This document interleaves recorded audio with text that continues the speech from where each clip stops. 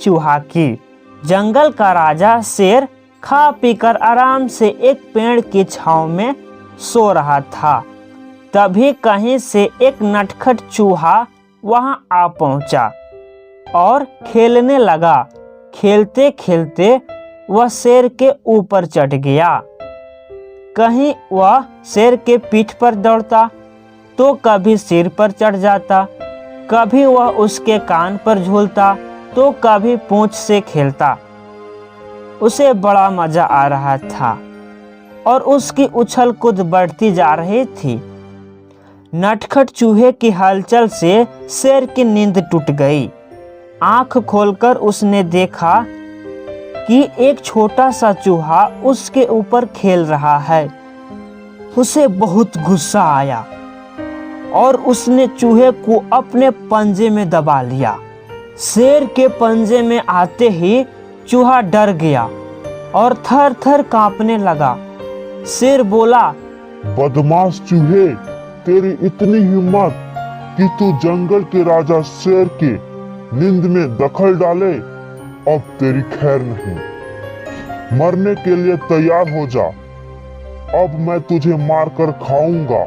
मौत सामने देखकर चूहा गिड़गिड़ाने लगा। वनराज, मुझे क्षमा कर दे, मुझसे बहुत बड़ी भूल हो गई। मुझ जैसे छोटे से प्राणी को खाकर आपको क्या मिलेगा? आपका पेट तो भर भी नहीं पाएगा। कृपा कर मुझे छोड़ दीजिए। अवसर आने पर मैं अवश्य आपके काम आऊंगा। चूहे की बात सुनकर शेर हंसने लगा और बोला, मैं जंगल का राजा हूँ, मुझसे बलशाली इस पूरे जंगल में कोई नहीं। तू छोटा सा चूहा मेरे क्या काम आएगा? लेकिन फिर भी मैं दया करके तुझे प्राण दान देता हूँ। मेरी नजरों से दूर हो जा और आइंदा कभी मेरी नींद में दखल मत डालना। चूहा धन्यवाद कहकर वहां से चला गया। कुछ दिन बीते। एक दिन शेर जंगल में शिकार के लिए घूम रहा था कि वहां एक शिकारी द्वारा बिछाए गए जाल में फंस गया। उसने बहुत प्रयत्न किया किंतु जाल से बाहर नहीं आ पाया। वह मदद के लिए दहाड़ने लगा।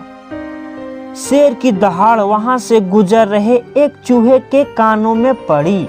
यह वही चूहा था जिसे शेर ने प्राणदान दिया था।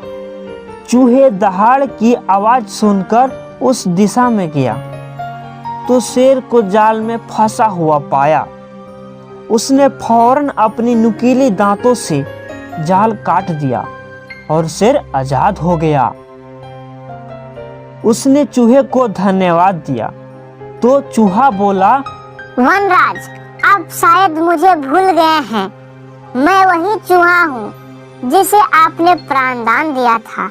मैंने आपको कहा था कि किसी दिन मैं अवश्य आपके काम आऊंगा। देखिए, आज मैं आपके काम आ ही गया। शेर को वह दिन याद आ गया और उस दिन की अपनी सोच पर बहुत पछतावा हुआ कि जिस चूहे को उसने तुच्छ समझा था उसकी सहायता से ही वह शिकारी से बच पाया है।